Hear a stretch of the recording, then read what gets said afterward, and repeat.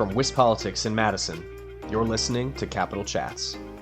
Hello, everybody. This is Kate Morton with WisPolitics, here with another Capital Chats podcast brought to you by Spectrum. Today, I'm here in the office with my colleague Adam Kellenhofer to talk about an interview he did with Listen to Wisconsin political director Kyle Johnson to talk a little bit about the uninstructed voting campaign in Wisconsin, which exceeded their goal of 20,000 votes in the Dem primary. So, Adam, how did the conversation go? Hi, Kate. Yeah, it was a good talk with Kyle. We talked primarily about what the movement is going to be doing as we head into the general election segment of the presidential campaign. So let's just get right into the interview. Hello, everybody, and welcome to a WisPolitics Capital Chats podcast. I am Adam Kellenhofer, reporter over here at WisPolitics. So today I am joined on the podcast by political director for Listen to Wisconsin, Kyle Johnson. This is the group that has been pushing the uninstructed vote in Wisconsin. So welcome to the show, Kyle. Thank you for having me, Adam. Yeah, of course. It's a pleasure to have you on. So I just wanted to, get on the ground level here. What is the overall goal for Listen to Wisconsin? The overall goal for Listen to Wisconsin is to send a very clear message, which we were able to do last night on Tuesday, April 2nd, to the White House, the Biden administration, the Democratic Party, that we have a very wide coalition of people across race, ethnicity, class, religion, people who worked and voted for you in 2020 that aren't happy at all with our tax dollars being used to fund a genocidal war in Palestine and Gaza. So the message that we're trying to send is that needs to stop immediately. And we took an electoral path to do that, to send that message. But what we need to see is UNRWA funding, UNRWA funding restored, because that was providing critical aid to Palestinian folks, whether that's food aid, medicine. We need to see military aid unconditionally ceased to Israel. This is aid that is used to buy bombs, or purchase jets, as well as we need Joe Biden to stop supporting the far-right government of Bibi Netanyahu. We're having this conversation right now in the run-up to November about what democracy means in America. But I think it's important to remember that that's connected overall to the conversation about what democracy means worldwide. And we see that democracy isn't healthy in Israel, and it's non-existent for the folks in Gaza and the West Bank. So America's democracy can't prop up a far-right leader in another country and expect voters here to lean into the fact that we're somehow saving democracy here. Those two things aren't lining up. They're not making sense. They're not reconciling. All right. So, like you said, last night there was presidential preference race in Wisconsin. I don't believe the uninstructed vote got enough to get a delegate in Wisconsin, at least. Is that right? That's correct. Okay. So, but you guys did surpass your original goal of getting it was 20,000 votes, or 1,000 votes was we were shooting for that margin of victory in 2020. Yeah. So that was the margin for Joe Biden over Donald Trump in 2020, which is a significant amount of votes, at least in Wisconsin, for a presidential race. Because like you said, that was the margin between Trump and Biden. So, what is the next step for Listen to Wisconsin? Yeah, the next step is to continue to organize, continue to educate people, continue to contact them and have conversations, because those demands that I just listed about the UNRWA funding and the military aid, those have to happen now. This is a campaign about saving lives, first and foremost. It was also a campaign about, letting Joe Biden know you can't win without us, and that's why we need you to meet us where we're at and meet our demands. But first and foremost, this is a campaign about people over politics. And we know people are dying right now, and we need that to stop. So in the immediate short term, it's going to be continuing to organize around how we can get the administration to stop the death, to stop using our dollars. And even after our dollars are stopped, if the death is still continuing, how can we hold other governments accountable? Because that's what America has purported ourselves to be about, saving lives. in other parts of the world where there are human rights abuses. Um, and beside that, we're gonna organize within the Democratic Party. We have, not constitutional, county and congressional district conventions coming up for the Democratic Party. And what we know in Wisconsin is that delegates are not bound. They're advised to support, the candidate that they're delegated to, but they are not required to do so. So when we get to the state convention in Wisconsin, it's going to be in Milwaukee sometime in June.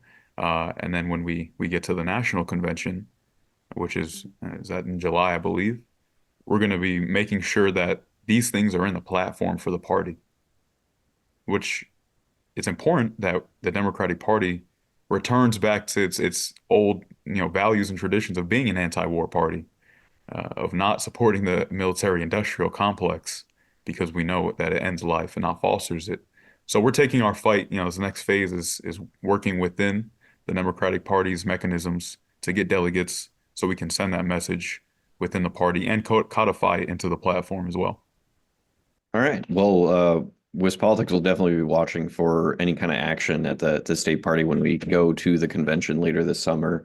But I do want to touch on that delegate issue at the congressional level. So the uninstructed groups across the country did get enough votes in some other states to get delegates. So can you talk a little bit about what those delegates are going to do with their power? Yeah, I mean that's a matter of still planning. And while we're one united national movement, it is important that these are grassroots movements. The Mhm. folks here in Wisconsin, aren't the same folks that are in Michigan, and they're not the same folks who are in Minnesota. So we're going to come together to have a conversation about what that looks like. But it's going to be led, by the people on the ground in those states who did the work to get those delegates, uh, placed for uncommitted or uninstructed. So I can't honestly say what exactly that next step looks like, but we are looking forward to coming together to have that conversation and strategize about what we can do. Okay, yeah, that makes sense to me. So you mentioned a little bit about kind of being active among Democratic voters and among the Democratic Party to talk to voters in that party. Has your group or has the Republican Party of Wisconsin reached out to your group to try to, convince voters to vote Republican or anything like that? No, No, not at all. no, not at all. That's that's not something that, we're interested in. That's never in our calculus. We've gotten questions about helping the other guy, Donald Trump, and that this is not that at all. We are not interested in at uh, at all getting Donald Trump elected, and that's why we did what we're doing now with uninstructed because we want Joe Biden to get back into office, but we can't support a genocide and overlook a genocide to get him back into office. So this was a movement about saying, Joe, we need you to do the right thing so we can beat Donald in November.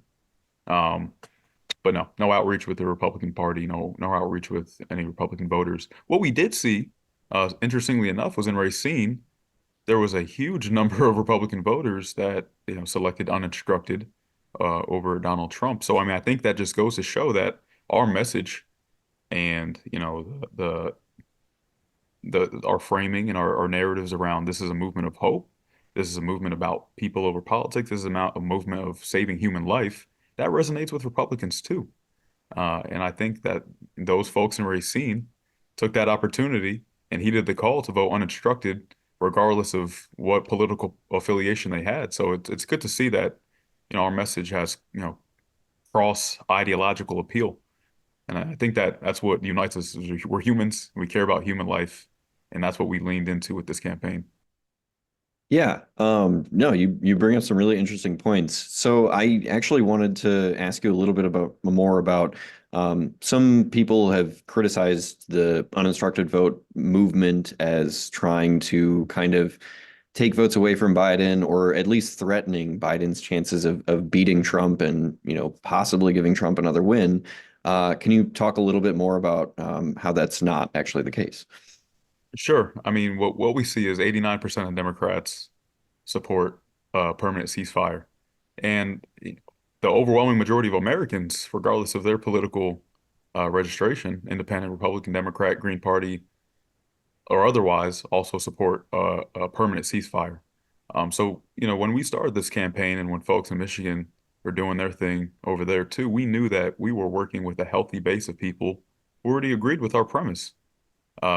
Folks who are Democrats and who voted for Joe, but once again, voted for Joe because Joe Biden was leaning into and making speeches, and it was making his campaign about the need to drive humanity into a new era, bring us into the 21st century, because we're still fighting the same fights that we were in the 19th and 20th centuries, and we're a quarter of a way through the 21st.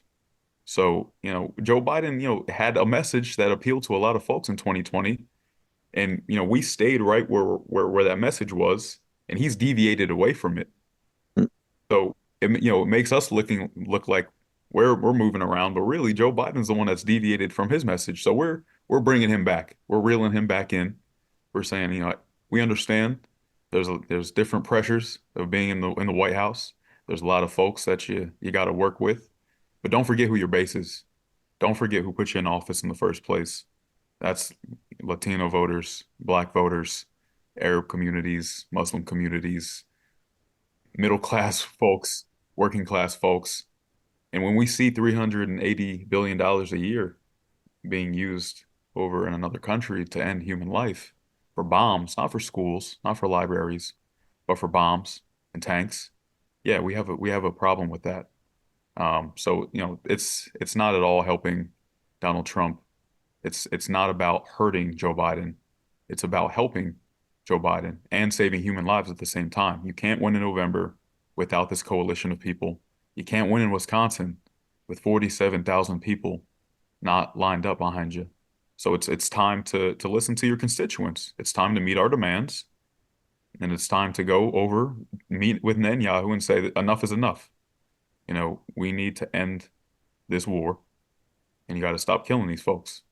And then we can have the conversation with all these voters about, we got this victory. We got Joe Biden back to the table. We got Joe Biden to value human life. And now we can focus on defeating Donald Trump in November. But none of that can happen until the genocidal war stops. Okay. Awesome. Thank you for that answer. I really appreciate you you're coming on to my podcast. That's all I have time for, unfortunately, today. But yeah, I really appreciate you coming on, and thanks for coming. No, thanks for having me, Adam. I appreciate your coverage of this. It's always good to be able to get the message out to people. So, well, thanks, Adam, for sharing that interview with us. In the meantime, if our listeners want to learn more about how the Uninstructed campaign is engaging voters leading up to the November election, they can head to our website at wispolitics.com. That's right, Kate. But for now, I'm Adam Kellenhofer. I'm Kate Morton. Thanks for tuning in to WisPolitics Capital Chats, brought to you by Spectrum.